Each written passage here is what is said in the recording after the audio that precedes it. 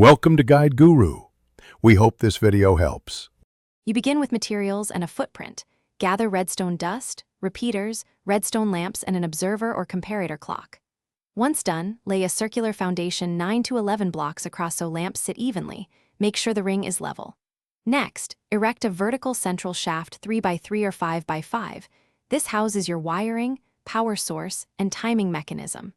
Work from the bottom up so you can route redstone into each lamp as you stack floors. Now wire the lamps. Run redstone dust from the central shaft to each lamp position, using blocks to change height and keep connections neat.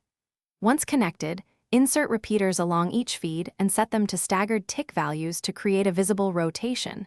Vary delays to change speed. Then install a compact clock, an observer-based pulse or a hopper clock, inside the shaft and link it to the central feed so pulses travel outward. Make sure repeaters face to finish, cap the shaft and add a glass lens and roof for the lighthouse aesthetic.